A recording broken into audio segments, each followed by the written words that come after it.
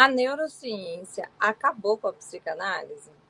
Bom, o que mais se discute isso é esse conceito sobre o que a neurociência traz e o que a psicanálise ainda, né, traz que faz sentido.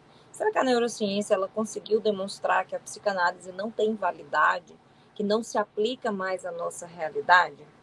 Será que a psicanálise ainda persiste, ainda consegue dar conta do ambiente atual com seu método, a sua técnica, a sua teoria?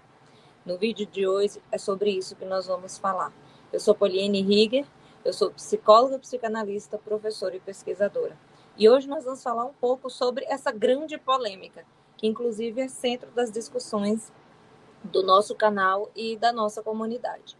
O que a neurociência trouxe para nós? E o que ela trouxe ainda implica nessa destruição, nesse lugar de tirar a psicanálise da cena? E a psicanálise, depois de 100 anos aí, ainda fazendo efeito, sendo utilizada e disseminada, ela ainda consegue responder ao mal-estar, ela ainda consegue ser atuante, ser utilizada, né, dentro do campo da saúde mental para contribuir de alguma forma? Antes de começar a responder essas perguntas com vocês, eu queria colocar aqui para vocês ativarem o sininho. Se vocês ainda não me seguem, segue o canal para ajudar o canal a crescer, para trazer mais vídeos aqui para vocês. Então, comecem a me seguir e ative o sininho para receber os vídeos, porque toda semana a gente tem, todos os dias, vídeos curtos e 2 vezes na semana, 2 vídeos como esses explicando assuntos e conteúdos que vocês pedem por aqui. E essa foi a temática solicitada dessa semana. Inclusive, depois ao final, vamos ver se vocês vão querer parte 2 dessa discussão. Mas vamos começar. Essa polêmica é uma polêmica muito atual e ela é trazida sempre no campo, né?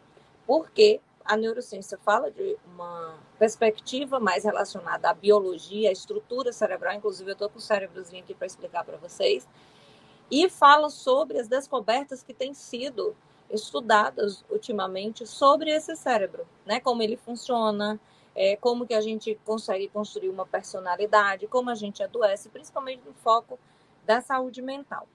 E, ao mesmo tempo, tem um processo no meio desse caminho, né, entre a psicanálise e a neurociência, que é digamos assim, uma linha da psicanálise que enveredou, né, que eu não vou me aprofundar aqui, mas que enveredou para esse lugar, de tentar trazer a psicanálise nessa perspectiva também da neurociência, sugerindo que há uma complementação e um possível diálogo.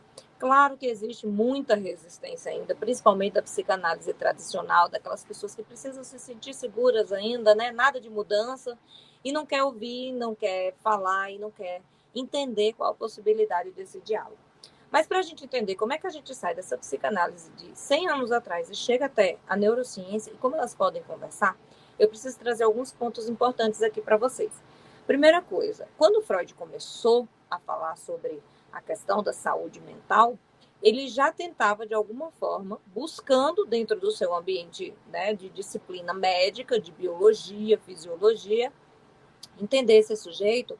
Tanto é que ele tem um texto, né, pré-psicanalítico que é chamado por uma psicologia científica, que é um texto que ele busca explicar de alguma forma tudo aquilo que ele percebia e que ele entendia como esse tal inconsciente que ainda não tinha essa nomenclatura. Como que funcionava toda essa dinâmica, esse mecanismo todo daquilo que ele observava ali durante a sua prática. Só que o que acontece? Tudo que ele via na prática, né, no empírico, no experimento, na vida real, não tinha ainda uma explicação dentro do âmbito científico. Né? Dentro da fisiologia e da biologia, ele não encontrava palavras para alcançar o que o fenômeno na prática apresentava. Então, Freud abandona esse projeto de uma psicologia científica e cria uma linguagem mais poética, mais analógica, uma linguagem que a gente conhece hoje, que é a linguagem da psicanálise, que inclusive faz uso de literatura, de mitologia, para explicar os conflitos humanos e para explicar como esse sujeito se desenvolve. Então, sim, o Freud tentou se enveredar por esse lugar, uma linguagem mais técnica, mais respaldada nessa biologia e nessa estrutura. Não conseguindo alcançar esse lugar, ele cria a psicanálise com essa versão que a gente conhece hoje, que é essa psicanálise que traz essa linguagem mais profunda, essa linguagem mais complexa, e essa linguagem sempre fazendo analogia com alguns mitos. Mas Freud, dentro da teoria e do método, consegue não só criar o método clínico da associação livre, da interpretação do sonho, né? Interpretação, ressignificação, elaboração, mas ele consegue também sustentar e organizar toda uma teoria para demonstrar que o sujeito ele se desenvolve, que existe fase de desenvolvimento, que a infância é o lugar mais importante do desenvolvimento, que é onde está a base para tudo, e a neurociência confirma isso, a gente já vai ver, e principalmente que algumas questões como traumas, fixações e os padrões que a gente depois estabelece na vida para viver, né, para ser, para se relacionar, já ficam marcados naquela infância. E falar sobre isso, principalmente dentro da clínica, nos ajuda a entender esse sujeito, localizar essas questões todas e poder trabalhar em cima disso. Né? Então, esse é o básico, o clássico ali, bem resumido da psicanálise. Mas, na frente, a própria escola inglesa dá um salto de ampliação da psicanálise e leva ela para mais alguns outros lugares de possibilidade, tanto na clínica como na própria teoria. E eu gosto de trazer sempre o Winnicott, porque para mim ele é o que mais se aproxima do que a gente fala hoje de neurociência, falando sobre toda a questão estrutural do cérebro podendo ser modificada pela experiência. E ele sai do lugar de só sexualidade, que é a lida com o desejo no corpo e as necessidades biológicas, para um lugar de maturidade emocional. Então, antes de falar que existe um corpo que deseja e que precisa satisfazer esses desejos, e a depender como experimenta, né, a atuação da demanda das suas necessidades e como ela é resolvida na experiência, o Winnicott vai para um lugar que existe uma programação emocional a ser desenvolvida, né?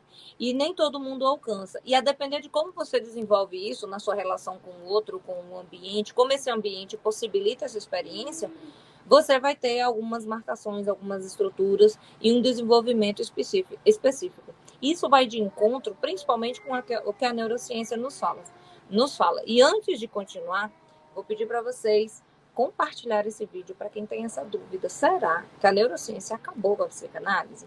Será que, de fato, elas têm algum diálogo, algum complemento? Então, você conhece uma coleguinha, um amigo, divulga, compartilha esse vídeo com alguém que precisa também entender sobre essa questão da neurociência e da psicanálise, tá? Para a gente seguir aqui, eu vou mostrar para vocês, bem resumido, porque se vocês quiserem mais sobre isso, vocês vão me pedir aqui parte 2 depois. Então, aqui é o nosso cérebro, tá? E aí, o que acontece? O que é Freud? O que é neurociência? A neurociência vem e nos fala, vejam, neurociência, olha, esse é o nosso cérebro, a gente nasce com ele ainda em desenvolvimento, ele não está pronto. Aqui a gente tem nesse meio o sistema límbico, tá? E o que é o sistema límbico? Em resumo, responsável pela parte motora, por isso que um bebê, quando nasce até 1 ano, ele se desenvolve rapidamente, a ponto de sair de um pescocinho mole até andar. E é responsável aqui, todas essas partes têm questões, toda essa estrutura tem partes responsáveis pela memória, pelo sistema motor. Aqui tem partes responsáveis também por algumas questões emocionais, tem o primeiro ciclo de dopamina e tudo mais. Em resumo, esse sistema límbico aqui, ele é um sistema relacionado às nossas memórias e às nossas emoções. O que isso quer dizer, Pauline? Quer dizer que quando o sujeito nasce, toda a experiência que ele tem do próprio útero, do nascimento, até mais ou menos 6, 7 anos, é como se fosse um manual de sobrevivência.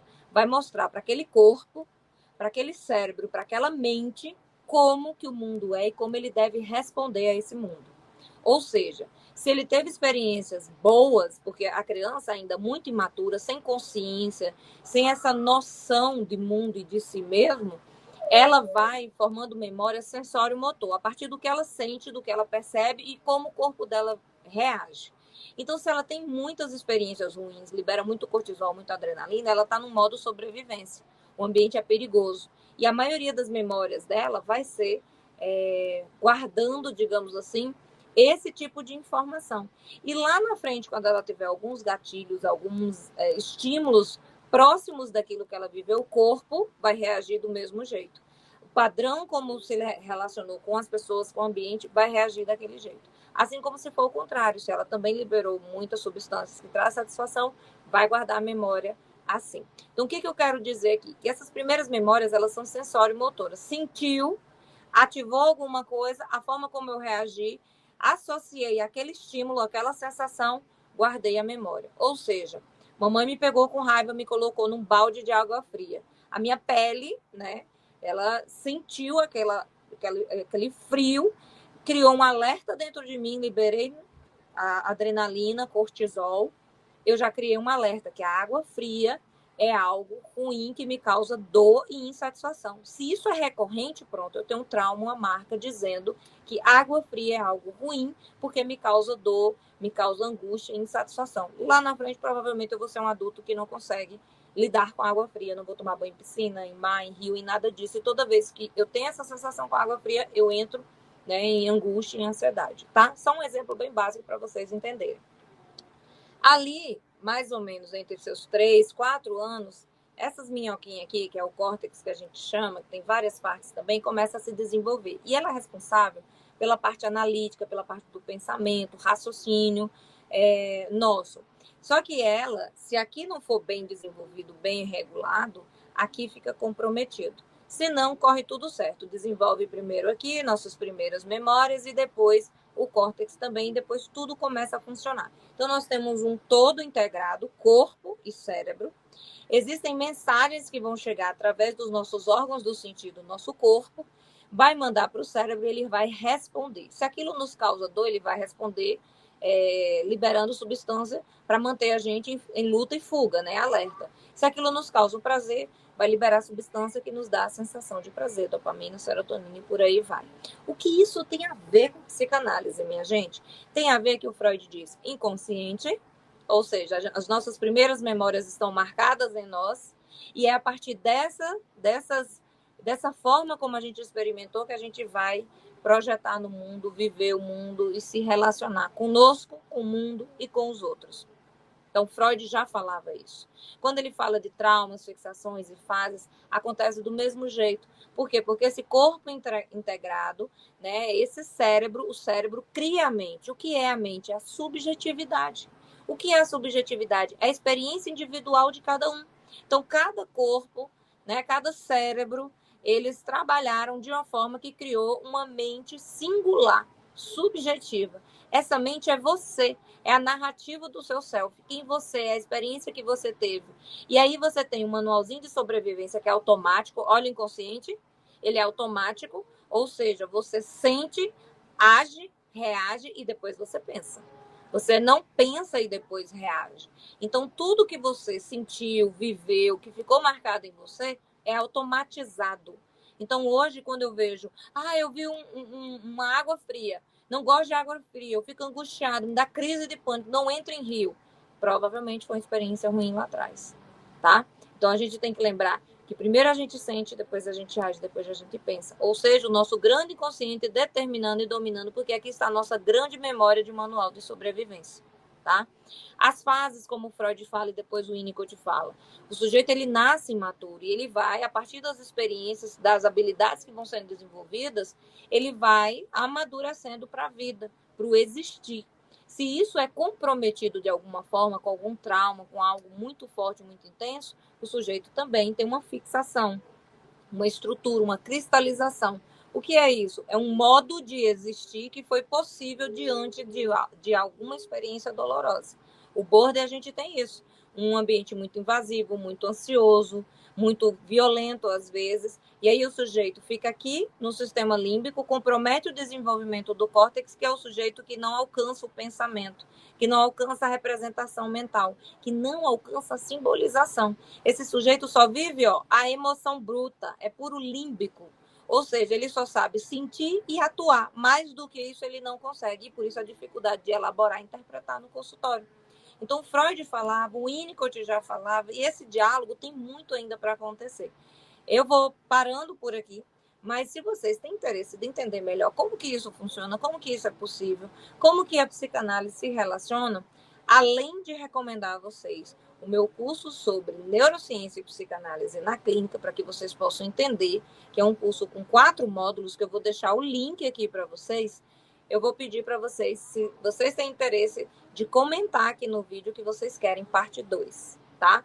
Porque daí eu faço um vídeo mais elaborado, mostrando agora que o diálogo é possível, já entendemos, mas mostrando como que a gente enxerga. Onde é que está o inconsciente, então?